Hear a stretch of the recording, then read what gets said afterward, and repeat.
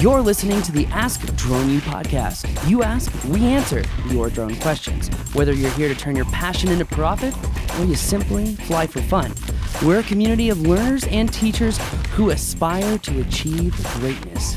We are Drone U. Welcome back, everyone, to Ask Drone U. It is mid-2026, and we are back to recording shows. As always, my name is Paul. I'm Rob. Thanks for joining us.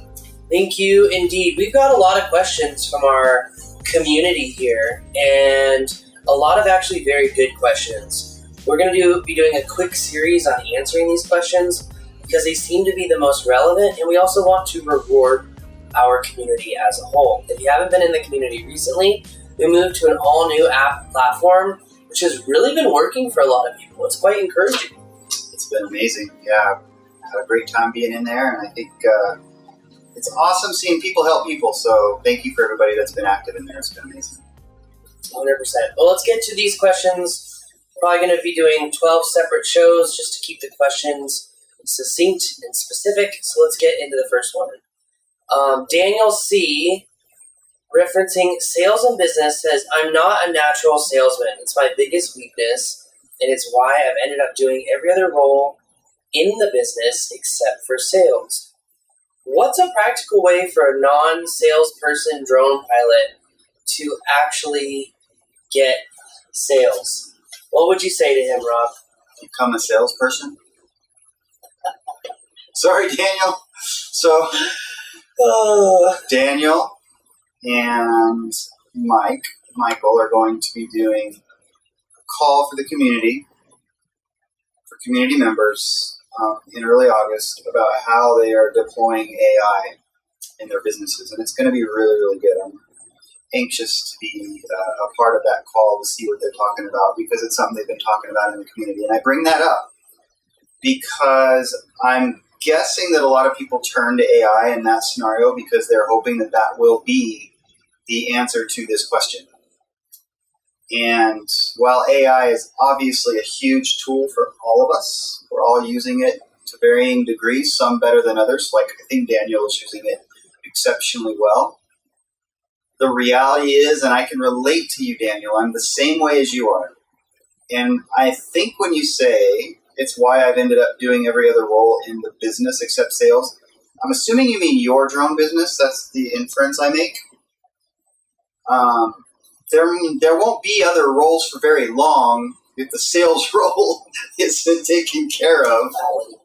So to that point, and I'm not being facetious when I say become a salesperson. I mean, we can certainly go into, as he's asking, practical ways. But in the end, you've just got to get comfortable with it if you're going to be a small business entrepreneur, right?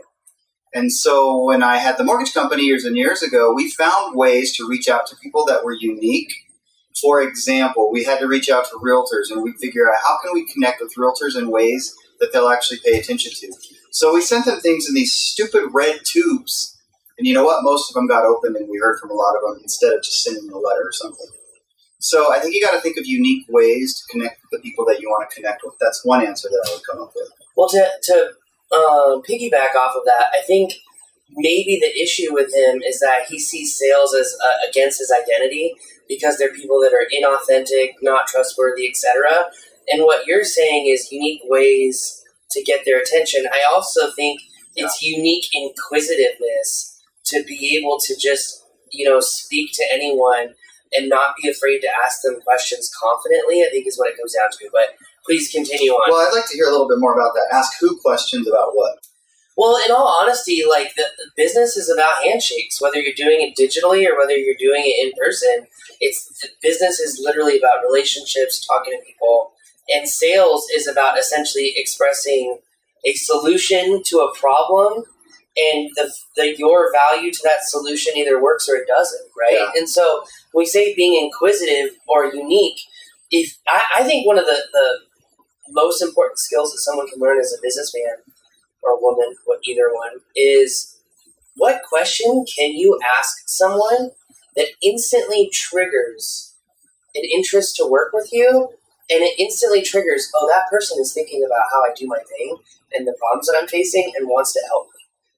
And so when you were like a unique way to get their attention, I think a unique way to also get their attention is just in dialogue with people and being able to see what people do, figure out the problems they face, figure out what they like about it, and be able to ask inquisitive questions. Like, for example, if you're talking to someone in construction, they're like, man, I am just falling behind on work because keeping track of all this progress is really, weighing me down. It's like, well, have you ever thought about using, maps and models with AI progress tracking to give you automated reports based off of location and contractor? It's just straight up, compared against the BIM model and the timeline they're in. People would be like, you can do that? And you'd be like, yeah, there's like 3 different softwares to do that. Drone Deploy does it, Cubix does it, there's other sites. Would you be interested in exploring that sometime? Yeah. Okay, so what I take from that, it's awesome. I love it. But there's a foundation to what you just did, and that's having the knowledge.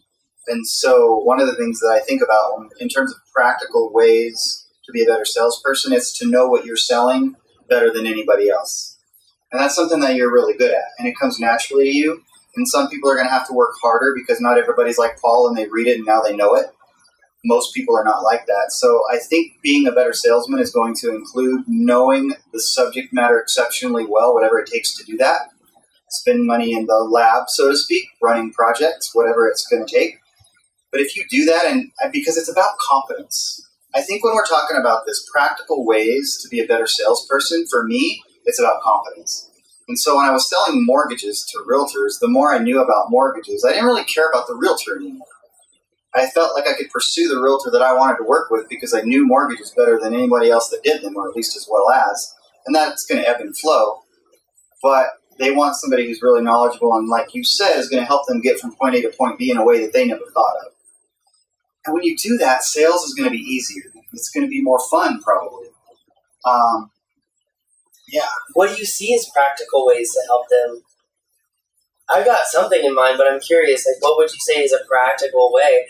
Because you yourself are the perfect person to answer this question, only because I know you're introverted. Like, Rob used to hate going to conferences, now he does it, and he's much better at it. I know you still don't like it. No, I don't. But I know you've also gotten good at it, so I guess what would be practical ways for non-salespeople to actually get sales? So what I just said is important. What we've just said is kind of foundational. You're going to hate this, but fake it till you make it. I mean, sometimes you just have to suck it up. Like, it's not going to, just because there's not some practical way, I don't think, to make it easy. I don't know, smoke a doobie? I'm being facetious because we've been doing this so long, and I really hope I don't sound insensitive because I feel you. I feel you like at my core, like Paul just said. I know what you're talking about. And having a mortgage company for all those years was frankly at times painful because it's selling the entire time. Take some classes on communication. I struggle with this because every man has to sell themselves at one point or another. You're courting a female at some point. You got to sell yourself. This isn't rocket science. I think, like you said, you have to have immersion therapy, I think is kind of what you're getting at. I think a practical methodology for a non-salesperson to actually get sales is understanding that sales may not be what you think, one. Number two, you're never going to know if you're good at something until you really try it and give it a very significant amount of your time to really go for it and be completely open to it and surrender whatever your self-limiting thoughts are to just try it. I think a practical way is every morning go out and get a coffee and learn about the people that are serving you coffee. Like, whether you give a compliment, whether you ask a question, every single day that you ask a question, you're going to learn what excites people. You're going to learn what gets them to talk. And in all honesty, most conversations are one-sided. So when you learn to ask questions and truly listen, you'd be really surprised what you can get out of that. And I think that's kind of fun, foundational to conversation. And I think a lot of people, and myself included, just want to get to the answer as quickly as possible and want to skip the small talk, yet the small talk are the reasons and the backbone of why people want to work with you. Yeah. Everyone always asks the question of, oh, what do you do? I want you to try to say, instead of what do you do, what do you like about what you do? Because psychologically, someone is going to respond very differently to that question than what you do. If I ask what you do, you think I'm being judgmental. And I absolutely am. If I ask, what do you like about what you do? I actually care about your answer and your opinion, and what it starts to give me an idea of who you are. Are you creative? Are you a technical person? How much is ego playing in this, etc.? I mean, I think literally I've learned this the hard way. You've seen this transformation in me. If you want to change something, the answer is, what are you going to do every single day to make the change that you want? Because that's what it's going to come down to. Yeah. Yeah, I love the idea of getting, in terms of practical, in terms of synthesizing what you're saying, maybe to a layman's level, is learn to ask questions. Learn to be a good conversationalist. Enforce it every day. And honestly, as it relates to this sort of whole question about being a better salesman, I don't think that part of it is that hard. I'll say this because I'm very, very sensitive to that in conversations, and we just experienced this last week where we were at and all the different conversations that I had to have when it's frankly painful for me. You know what I do? I just ask question after question after question, and people want to talk about themselves. They sure, and you are good at it. Because, think of, it's just not hard. You could go so far as to tell me about where you live. I'm not even going to start listing examples because there's just way too many. I could give you examples of conversations that I had, and I think of Russell. He'll never watch this, most likely. And when I first saw him, and if you do see this, Russell, my apologies, I really ended up liking you a lot. But older gentleman, very experienced, been around a long time in this industry. And when I first saw him kind of just milling around where we were at, I thought, boy, he seems a little bit like a cranky old guy. I might not want to spend much time with him. And then we just found ourselves sitting next to each other, watching what was going on. And he might have even started the conversation. It might have been me, I don't remember, but I just asked him a question. And we ended up sitting there just watching, having a great time for like an hour. And I learned all sorts of things about him. I bet if I needed to sell him something, it would be much easier at the end of that hour than at the beginning of that hour, because we just got to know each other. And you got trust. And we built some trust. The irony in all this is I always think of like high school and the creative kids and how they just wanted to avoid all problems and be creative, not worry about business or any of those other technical skills, focus on creative, and then half of them go to Broadway, and what's the one thing that they make every single actor and actress do on Broadway is go out and sell tickets first. And until you hit some threshold, you don't even get the chance to be on stage. Interesting. And I think it's just perfect because it's one of those things that's completely overcomable. And it's one of those things that, like all tasks, takes practice. So what's a practical way? Talk to people every single day and ask questions and learn to be a good listener. I think that would be it. Absolutely, and that doesn't mean that you have to put yourselves in a saleable situation. It's like you said, coffee shop. Just go out and practice making conversation. And maybe somebody's going to look at you like, yeah, I'm not really interested in talking to you. Move on. Yeah. Go to the next person. I also think I'm sorry, did I interrupt you? No, Okay. that was done. I also think something that's important is, in the coaching calls we talk all the time about if you're just getting started or you're breaking into a new industry, don't be afraid of doing a lost leader as long as you set the expectation that that's the only time you're going to do that. I think having those experiences is going to help you also understand your audience, what they know, what they don't know, what they want, what they don't want. And throughout the process of providing deliverables to them, you're going to quickly understand exactly what they're looking for and how you can help them do that. So I think there's multiple nuggets in this that can help people. I hope so.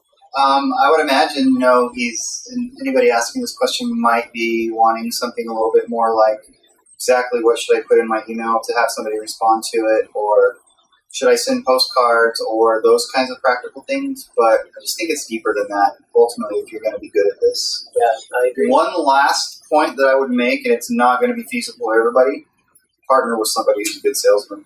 I just like talking. On that bombshell, that's going to do it for us today. If you have a question, go to askdroneu.com. And if you want, hands down, the best drone training on the planet, taught from people who actually do it, there's only one school that can do that. That's Drone U.